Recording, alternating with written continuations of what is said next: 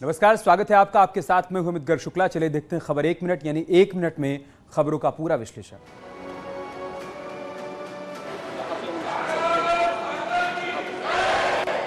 UP के नवनिर्वाचित विधायकों ने आज विधानसभा के अंदर विधायक पद की शपथ ली। प्रोटेम स्पीकर रमापति शास्त्री ने नवनिर्वाचित विधायकों को शपथ दिलवाई। बीजेपी विधायक दल के नेता योगी आदित्यनाथ ने सबसे पहले शपथ ली। इस मौके पर बीजेपी विधायकों ने भारत माता की जय और जय श्री राम के नारे लगाए। मैं विधि द्वारा स्थापित भारत के संविधान के प्रति सच्ची श्रद्धा और निष्ठा रखूंगा।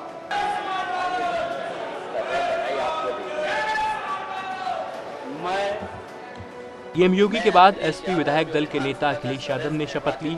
जब अखिलेश यादव शपथ ले रहे थे, उस दौरान एसपी विधायकों ने जय समाजवाद के नारे लगाए। अखिलेश के बाद बारी बारी से कैबिनेट मंत्रियों ने शपथ ली।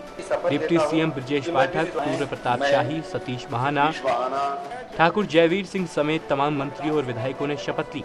हालांकि आज शिवपाल यादव ने शपथ नहीं ली। बताया जा रहा है कि वो कल विधानसभा में शपथ लेंगे। कल भी कई विधायकों को शपथ दिलवाई जाएगी। यूपी विधानसभा में मुख्यमंत्री योगी आदित्यनाथ और समाजवादी पार्टी के अध्यक्ष अखिलेश यादव का जब आमना सामना हुआ तो दोनों एक दूसरे से हाथ मिलाकर अभिवादन करते दिखे। इस दौरान मुख्यमंत्री योगी आदित्यनाथ ने अखिलेश के कंधे पर हाथ भी रखा। मुलाकात के दौरान दोनों मुस्कुरा रहे थे। दरअसल यूपी विधानसभा चुनाव में आज नवनिर्वाचित विधायकों का शपथ ग्रहण था। सबसे पहले बीजेपी विधायक दल के नेता और मुख्यमंत्री योगी आदित्यनाथ ने शपथ ली। उन्हें प्रोटेम स्पीकर रमापति शास्त्री ने शपथ दिलाई। शपथ लेने के बाद जैसे ही योगी नीचे उतरे तो उनका सामना अखिलेश यादव से हो गया। अखिलेश यादव को देखते ही मुख्यमंत्री योगी आदित्यनाथ मुस्कुराए और दोनों ने हाथ मिलाया। इस दौरान सीएम योगी ने अखिलेश के कंधे पर हाथ रखा। इसके थोड़ी देर बाद अखिलेश ने विधानसभा के अंदर सभी विधायकों का अभिवादन किया। जब अखिलेश शपथ लेने जा रहे थे तो डिप्टी सीएम केशव प्रसाद मौर्य से अखिलेश ने हाथ मिलाया और मुख्यमंत्री योगी आदित्यनाथ को हाथ जोड़कर अभिवादन किया। सीएम योगी ने भी अपनी सीट से खड़े होकर उनका अभिवादन स्वीकार किया। कुशीनगर में बीजेपी का समर्थन करने पर मुस्लिम युवक बाबर की पीट कर हत्या के मामले में सीएम योगी आदित्यनाथ ने दुख जताया। उन्होंने इस मामले की जांच के आदेश दिए। वहीं पुलिस ने इस मामले में अब तक 2 आरोपियों को गिरफ्तार किया है, जबकि बाकी आरोपियों की तलाश जारी है। एक अभियोग पंजीकृत किया गया था जिसमें पीड़ित बाबर अली को गंभीर चोटें आई थी, जिसको लखनऊ रेफर किया गया था। दौरान इलाज उस व्यक्ति की मृत्यु 25/3/2022 को हो गई, जिस संदर्भ में अभियुक्त गण आरिफ व ताहिद को गिरफ्तार कर जेल भेजा जा चुका है। अन्य अभियुक्त गणों की गिरफ्तारी के पूरे प्रयास किए जा रहे हैं। दोनों ही वादी और प्रतिवादी दोनों ही पक्ष जो है एक ही समुदाय का है। आपको बता दें, कटघरही गांव में बीजेपी की जीत पर बाबर ने मिठाई बांटी थी, जिसके बाद पड़ोस के ही सजातीय लोगों ने उसके साथ मारपीट की थी, जिसमें वो गंभीर रूप से जख्मी हो गया था। 25 मार्च को लखनऊ में इलाज के दौरान बाबर की मौत हो गई थी। कुशीनगर में बाबर नाम के युवक की मौत को लेकर सियासत जारी है। समाजवादी पार्टी के सांसद शफीक उर रहमान बर्क ने कहा कि बाबर की मॉब लिंचिंग हुई है और इस मामले में बड़ी साजिश है। जिसका नाम बाबर होगा वो कभी बीजेपी का समर्थक नहीं हो सकता। तो मुझे ये हैरत हो रही है कि जिसका नाम बाबर है वो बीजेपी का जश्न क्यों मनाएगा। भाई सारा मुसलमान तो अखिलेश यादव के साथ था, समाजवादी में था और समाजवादी को सपोर्ट कर रहा था, तो मुझे इसके पीछे कुछ साजिश मालूम होती है। वहीं बीजेपी ने बाबर की हत्या के बाद अवार्ड वापसी गैंग पर निशाना साधा। बीजेपी नेता शहजाद पूनावाला ने कहा कि अल्पसंख्यक की मौत पर हाय तौबा मचाने वाला सेक्युलर गैंग आज कहां है। परंतु असहिष्णुता के नाम पर जो एक पूरी की पूरी मंडली है, जो अवार्ड वापसी करती है, जो तख्तियां उठा देती है, जो जय श्री राम को युद्ध घोष भी घोषित कर देती है पत्र लिखकर, आज वो चयनात्मक रूप से चुप क्यों है? आज उनका आक्रोश बाहर क्यों नहीं निकल कर आ रहा? पूर्वांचल के बाहुबली माफिया मुख्तार अंसारी को जेल में मारपीट के मामले में लखनऊ की एमपी एमएलए कोर्ट में पेशी हुई, जिसके लिए मुख्तार को बांदा से लखनऊ लाया गया। बांदा से लखनऊ का सफर मुख्तार ने एम्बुलेंस में बैठकर तय किया। सुबह करीब 7 बजे मुख्तार को लेकर पुलिस टीम लखनऊ के लिए रवाना हुई। करीब 1 बजे मुख्तार की कोर्ट में पेशी हुई, जिसमें मुख्तार अंसारी पर मारपीट, बलवा, पथराव, जेल अधीक्षक को जान से मारने के मामले में आरोप तय कर दिए गए। सन 2000 में जब मुख्तार अंसारी राजधानी लखनऊ की जेल में बंद था तो पेशी से लौटते वक्त मुख्तार अंसारी और उसके कुछ साथियों पर यह मामला दर्ज हुआ था और आज इस मामले में एमपी एमएलए कोर्ट ने मुख्तार अंसारी के खिलाफ मारपीट, बलवा, पथराव और जेल अधीक्षक को जान से मारने की धाराओं में आरोप तय कर दिए हैं। वहीं लखनऊ के जियामऊ में शत्रु संपत्ति पर अवैध कब्जे के मामले में 8 अप्रैल को सुनवाई होगी। इसी दिन जेल में मारपीट के मामले में भी सुनवाई होगी। प्रयागराज में बाहुबली अतीक अहमद के पुश्तैनी आवास पर एक बार फिर से बुलडोजर चला। 22 सितंबर 2020 को प्राधिकरण ने अवैध रूप से बनाए गए बिल्डिंग को ध्वस्त किया था, लेकिन चुनाव के दौरान फिर से जमीन पर बाउंड्री वॉल खड़ी कर दी गई थी और अंदर के हिस्से में पशुओं के लिए टीन शेड और कर्मचारियों के लिए टॉयलेट बनाया गया था। फिर से योगी सरकार बनने के बाद माफियाओं के खिलाफ कार्रवाई शुरू हो गई है और ये कार्रवाई एक बार बाहुबलीपुर सांसद अतीक अहमद के पुश्तैनी आवास से शुरू हुई। आप देख सकते हैं कि इस जगह को 22 सितंबर 2020 को जो है ध्वस्त किया गया था, बुलडोजर चलाया गया था और आप देख रहे हैं किस तरह से यह खंडहर में पूरी तरह से तब्दील हो चुका है। लेकिन उसके बाद यहाँ पर अस्थायी रूप से बाउंड्री वाल यहाँ पर बना ली गई थी। उस बाउंड्री वाल को एक बार फिर से आज यहाँ पर ध्वस्त किया गया है। ये इलीगल बिल्डिंग जो इनके द्वारा निर्मित किया, पूर्व सांसद द्वारा निर्मित किया गया था अवैध रूप से, उसको गिराए जाने की कार्रवाई की गई थी। उत्तर प्रदेश के पूर्व मुख्यमंत्री कल्याण सिंह को मरणोपरांत पद्म विभूषण सम्मान मिला है। राष्ट्रपति रामनाथ कोविंद ने कल्याण सिंह के बेटे राजवीर सिंह को यह सम्मान दिया। इस दौरान राजवीर सिंह ने कहा कि देश के लिए ये गौरव की बात है। जो नारा पंडित दीनदयाल जी ने दिया था, बाबू जी ने उसको साकार करके दिखाया था और खाली शिक्षा क्षेत्र में नहीं, उन्होंने उत्तर प्रदेश को दंगा रहित प्रदेश और भयमुक्त समाज की जो कल्पना की थी उन्होंने जमीन पर उतार के दिखाया। ये बाबू जी की पूंजी है, ये हमारी पूंजी है। बाबू जी के जाने के बाद भी आज भी बाबू जी के लिए लोगों के दिल में जो सम्मान है, मेरे परिवार के प्रति जो सम्मान है, मैं अपने यहाँ की जनता का हमेशा ऋणी रहूँगा मृत्युदम तक। उत्तराखंड में अब तक मंत्रियों को पोर्टफोलियो का बंटवारा नहीं हो पाया है। माना जा रहा था कि आज मंत्रियों को विभाग बांट दिए जाएंगे, लेकिन आज भी मंत्रियों का इंतजार खत्म नहीं हुआ। बताया जा रहा है कि मुख्यमंत्री पुष्कर सिंह धामी मंत्रियों के तजुर्बे और उनकी पुरानी परफॉर्मेंस के साथ साथ बीजेपी आलाकमान से सलाह मशविरा करने के बाद ही विभागों को फाइनल कर रहे हैं।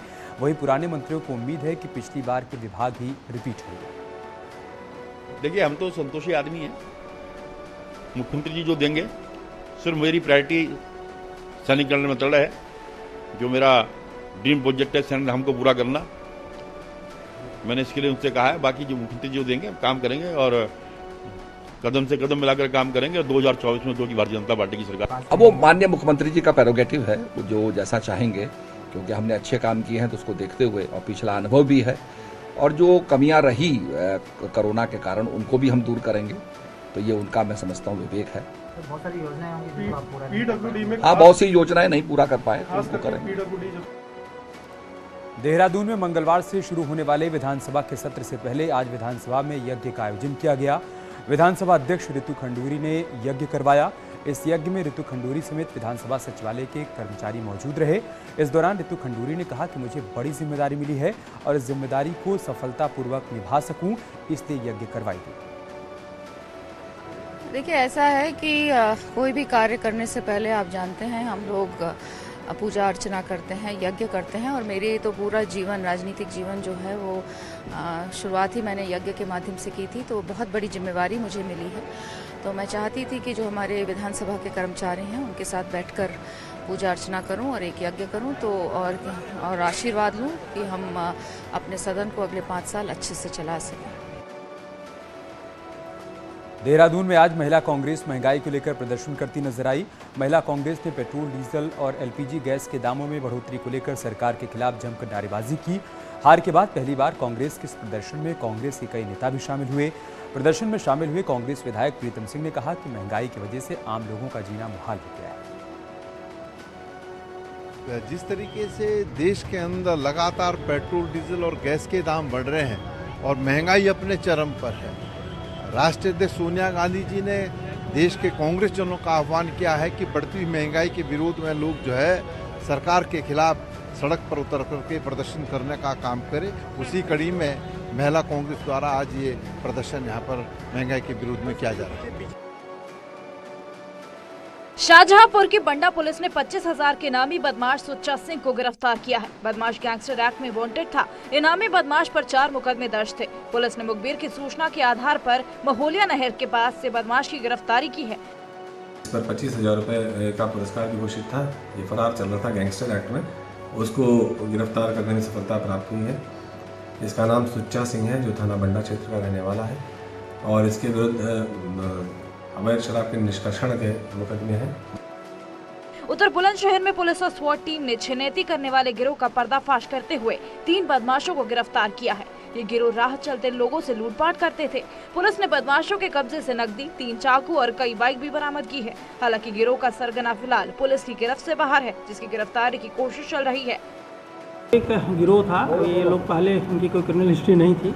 इन्होंने अभी नया शुरू किया था एक कार्यक्रम, जिसमें इनका ये काम था कि मोटरसाइकिल से जाते थे किसी एरिया में, उस एरिया में जो भी आदमी उनको अकेले मिल जाता था उससे जो भी मोबाइल या कोई अन्य चीज़ मिलती थी उससे छीन लेते थे लोग।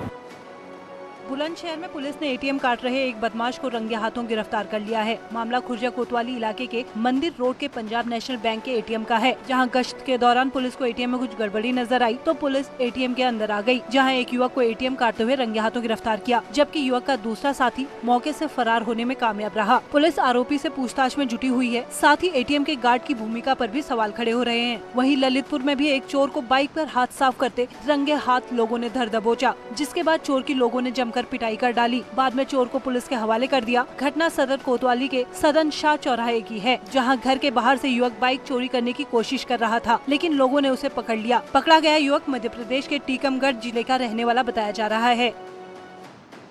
कानपुर के गुजैनी ए ब्लॉक में एक दबंग परिवार के चलते कई लोगों ने अपने घर के बाहर मकान बिकाऊ है के पोस्टर लगा दिए हैं। ए ब्लॉक गुजैनी के अधिकतर मकानों पर लिखा है ये मकान बिकाऊ है। ऐसे तमाम पोस्टर्स इन गलियों में देखे जा सकते हैं। जहां तक कैमरे की नजर जाए ये मकान बिकाऊ है, ये दोनों तरफ लगाए गए और जहां तक दूर तक देखा जा सकता है। और दहशत और डर का ये आलम है कि महिलाओं ने हाथ में डंडे तक रखे हुए हैं, सिर्फ एक दबंग परिवार की वजह से। स्थानीय लोगों का आरोप है कि दबंग आए दिन लोगों के साथ गाली गलौज करते हैं। एक दिन इनका नाती है अमन राजपूत, जिसके कई मुकदमे हैं थानों में। वो आया गली में अभद्र भाषा का उपयोग करते हुए और सभी से कि तू चल, कौन है, मैं जानता नहीं, मैं कौन हूँ, मैं अमन ठाकुर आया है, घर के दरवाजे बंद कर, अपने लिए आग लगा दूंगा।